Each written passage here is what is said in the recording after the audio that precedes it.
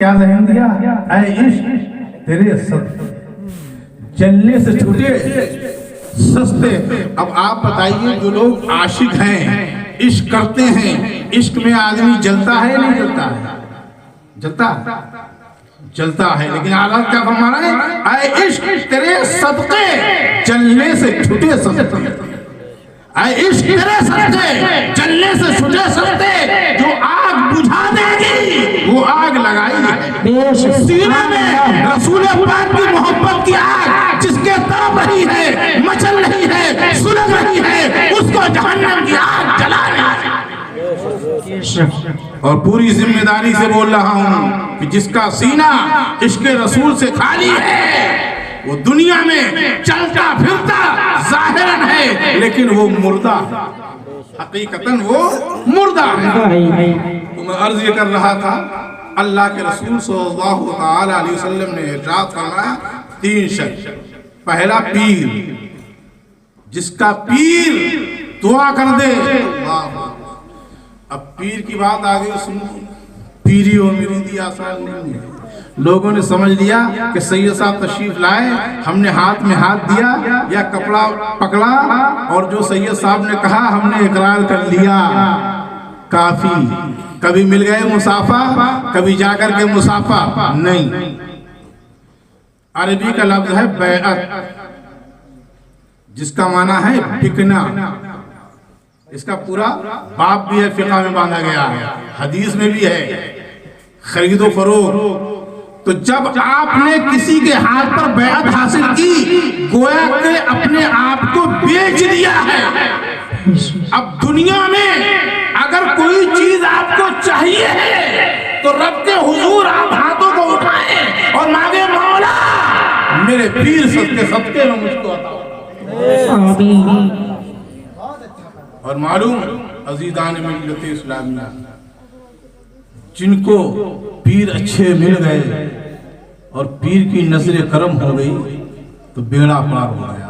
آج وہ لوگ جو صرف دکھاوا کرتے ہیں، دل میں کچھ ہے، زبان پہ کچھ ہے، یہ وہ اللہ والے ہیں۔ اگر آپ ان کو سادہ دیکھ رہے ہیں، ان کے اوپر ان کے والد گرامی ہیں، ان کے اوپر ان کے دادا ہیں، پھر ان کے باپ ہیں، پھر ان کے باپ ہیں، اور کیوں دور جاؤ، ان کا نسب سیدنا شیخ عبد القادر جیلانی غوث پاک رضی اللہ تعالی عنہ سے مل رہا۔ سبحان اللہ۔ اور غوث پاک خود ارشاد فرماتے ہیں کہ میں دنیا کے لوگوں کو ایسے دیکھتا ہوں جیسے ہاتھ کے ہتھیلی پر رائی ہے۔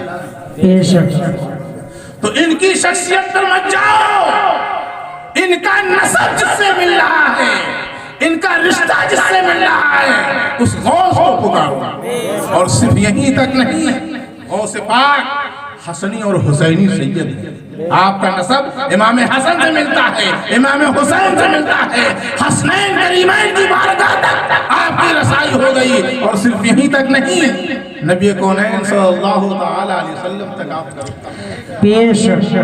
عزیزان ملت اسلامیہ، میں زیادہ دور نہ لے جا کر کے صرف دلی جو ہمارے ملک کی راجدھانی اور اجمیر جہاں ہمارے ہند کے راجہ رہتے ہیں، وہیں تک آپ کو رکھ کے اپنی گفتگو کو ختم کر دوں گا۔ آج دنیا کے لوگ دیکھتے ہیں کہ پیر کیسا ہوتا ہے، پیر کس کو کہتے ہیں۔ آؤ اگر پیر پوچھنا ہے تو بختیار کاکی سے پوچھو۔ وہ بختیار کاکی جو دلی میں مزار جن کا آج بھی مرجع خلائق بنا ہوا ہے، کتنے پائے کے بزرگ ہیں، درویش کامل، ولی کامل۔ بتاؤ اتنے لوگ بیٹھے ہیں، کسی کو بھی ان کی بزرگی میں ولایت میں شک ہے؟ بختیار کاکی۔ اور معلوم مرید کس کے ہیں؟ خواجہ غریب نواز۔ یہ وہ غریب نواز ہیں جو رسول پاک نے جن کو بھیجا، اسی لیے آپ کا لقب عطائے رسول ہے۔ رسول کی عطا ہے، ہندوستانیوں پر یہ نبی کریم صلی اللہ تعالی علیہ وسلم کا احسان عظیم ہے کہ انہوں نے اپنے نواسے کو ہم کو عطا کیا۔ تو ان کے پیر کون ہیں؟ غریب نواز۔ مختصر بتا رہا ہوں، وقت کم ہے، پیر کی اہمیت کو سمجھیے۔ ایک ایسا وقت آتا ہے کہ بختیار کاکی کی ولایت پر انگشت نمائی ہوتی ہے۔ فتح کے درویش ہیں، ولی کامل ہیں، زمانہ ولایت کے منصب کو آپ کو پہچان رہا ہے، مان رہا ہے، عقیدتاً بھی مان رہا ہے، ارادتاً بھی مان رہا ہے، اقرار بھی کر رہا ہے، لیکن سنو اللہ کے رسول صلی اللہ تعالی علیہ وسلم کے زمانے میں بھی منافق تھے، اور منافقوں کے لیے قرآن میں آیا ہے ان المنافقین فی الدرک الاسفل، منافق کے لیے جہنم کا سب سے نیچے کا حصہ ہے۔ پوری ذمہ داری کے ساتھ قرآن کی آیت سے بول رہا ہوں، کل کو کوئی کہہ دے وہ ایسے کہہ دے۔ منافق کے لیے، منافق معلوم کس کو کہتے ہیں؟ سامنے تاریخ پیچھے کچھ اور، اگر سینے میں دل ہے، زبان میں اللہ نے گویائی دی ہے تو منہ پہ کہو۔ تو اس وقت بھی منافق تھے۔ بختیار کاکی کا زمانہ ہے، ولایت کے ڈنکے بج رہے ہیں، زمانہ جان رہا ہے ولی کامل ہیں۔ ایک ایسی تہمت آپ پر لگائی گئی کہ سننے والا خاموش، بختیار کاکی پریشان، اور یہ شکایت سلطنت کے مالک تک پہنچائی گئی، بادشاہ تک پہنچائی گئی۔ علماء جانتے ہیں، پورا واقعہ بتانا مقصد نہیں ہے۔ بختیار کاکی پریشان، عزیزان ملت اسلامیہ، فیصلہ ہوا کہ اس کا فیصلہ کل دربار میں ہوگا بادشاہ کے سامنے، اس عورت کو ہی پیش کیا جائے گا جس کا الزام ہے بختیار کاکی پر۔ عزیزان ملت اسلامیہ غور کرو، منافقوں نے صرف بختیار کاکی کی ہنسی نہیں بنائی تھی، مولا علی کی بھی مذاق۔ اللہ اکبر۔ منافق بخش کے کسی کو نہیں ہے، لیکن ان کے لیے ہے جہنم، اللہ کی طرف سے عذاب، وہ بھی سب سے نیچا ہے، نیچے رہتا ہے۔ بختیار کاکی پریشان، صبح کو دربار لگتا ہے شہنشاہ کا، سارے لوگ موجود ہیں، بختیار کاکی بھی موجود ہیں، وہ خبیثہ عورت بھی موجود ہے۔ دیکھتے کیا ہے کہ غریب نواز تشریف لا رہے ہیں، بے شک، سبحان اللہ۔ غریب نواز تشریف لا رہے ہیں، شہنشاہ بھی پریشان، ملک کے سارے لوگ جو حاضرین تھے وہی پریشان۔ بختیار کاکی کی زمین نکل گئی پیروں کے نیچے کہ اب کیا ہوگا، ابھی تک زمانہ جان رہا تھا جو مجھ پر الزام لگا ہے، اب میرے دین کے سامنے بات ہے۔ بے شک، سبحان اللہ۔ غریب نواز نے ارشاد فرمایا، اے شہنشاہ وقت کیا معاملہ ہے؟ سارا معاملہ سنایا گیا۔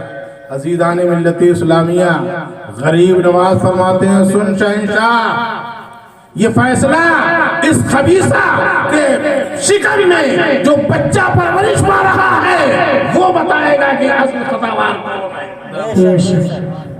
ماں کے شکم میں بچہ کہیں بولتا ہے، سنایا گیا، لیکن یہ غریب نواز کی نظر کی عنایت ہے، یہ ان کی عطا ہے۔ جب مرید پر پڑی تو ایسی نظریں بنائے ڈالی کہ زمانہ سن لے، اے شہنشاہ تو بھی سن لے، منافق بھی سن لے، غدار بھی سن لے، الزام لگانے والے بھی سن لے۔ تو جب اشارہ انگلی کا کیا تو اس خبیثہ عورت کے شکم سے بچے کی آواز آ رہی ہے کہ بختیار کاکی بے گناہ ہے، ہم فنا گھسیارے کے لیے۔ سبحان اللہ، بے شک۔ پیر کا منصب یہ ہوتا ہے۔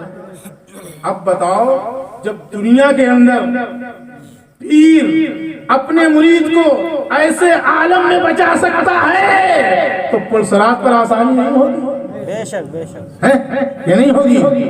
معلوم فقط اتنا سبب ہے انعقاد بزم محشر کا، فقط اتنا سبب ہے انعقاد بزم محشر کا کہ شان محبوبی دکھائی جانے والی ہے، بے شک، سبحان اللہ، بے شک۔ پڑھا ہے کہ حشر کا میدان ہوگا، نفسی کا عالم ہوگا، پلسرات ہوگا، یہ ساری چیزیں ہوں گی، برحق ہیں، لیکن حقیقت کیا ہے کہ محبوب کی شان دکھائی جائے گی۔ اور معلوم اس وقت لوگ کفے دست ملیں گے اور ایمان لانے کا دعویٰ کریں گے، لیکن نہیں، عشق و محبت کے امام نے ذہن دے دیا کہ آج لے ان کی پناہ، آج مدد مانگ ان سے، آج لے ان کی پناہ، آج مدد مانگ ان سے، پھر نہ مانیں گے قیامت میں اگر مان گیا بے شک، سبحان اللہ، پھر نہ مانیں گے قیامت میں اگر مان گیا۔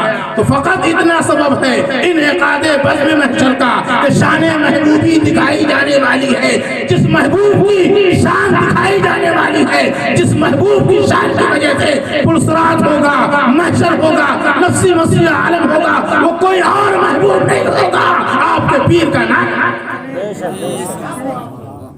مقدر پر ناز کرو، نصیب پر ناز کرو، عزیزان ملت اسلامیہ، بات سمجھ میں آ گئی۔ اور پھر آگے اعلیٰ حضرت عظیم البرکت ارشاد فرماتے ہیں خدا کی رضا، خدا کی رضا چاہتے ہیں دو عالم۔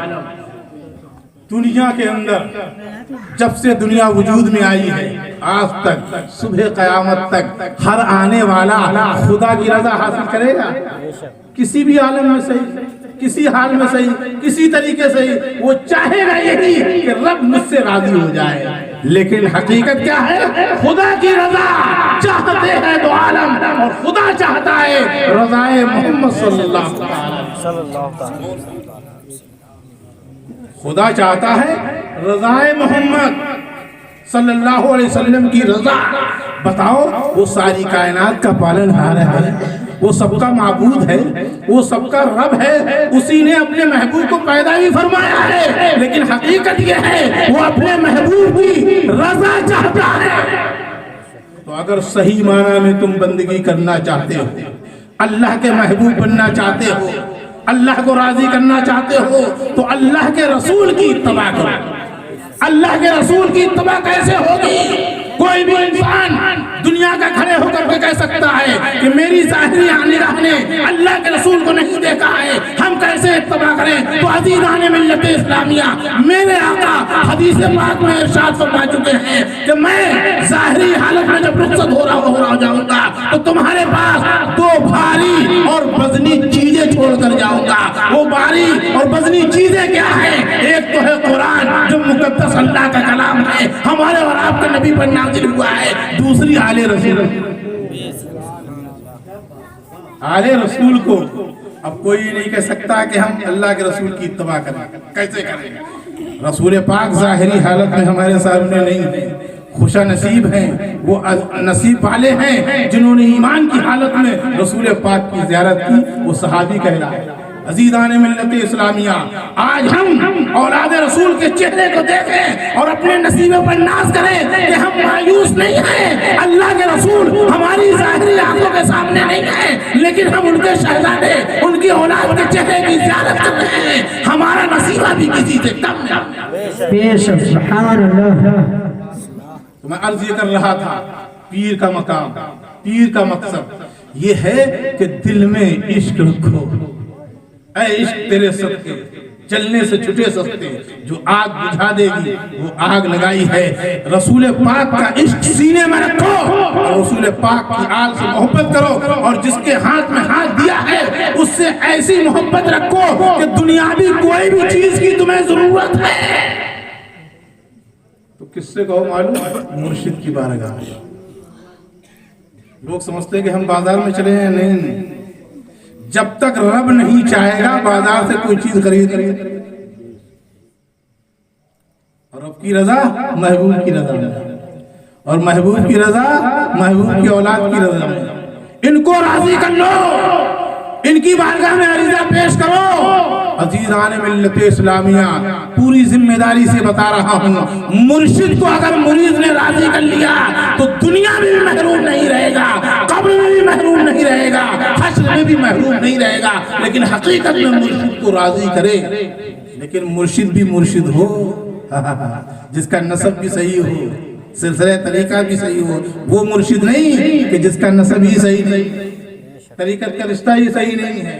عزیزان ملت اسلامیہ، بات سمجھ میں آ گئی کہ اللہ کے پیارے رسول نے فرمایا کہ مرید اگر اپنے پیر کو راضی کر لے اور پیر دعا کر دے تو انشاءاللہ العزیز وہ دعا مقبول ہوتی ہے۔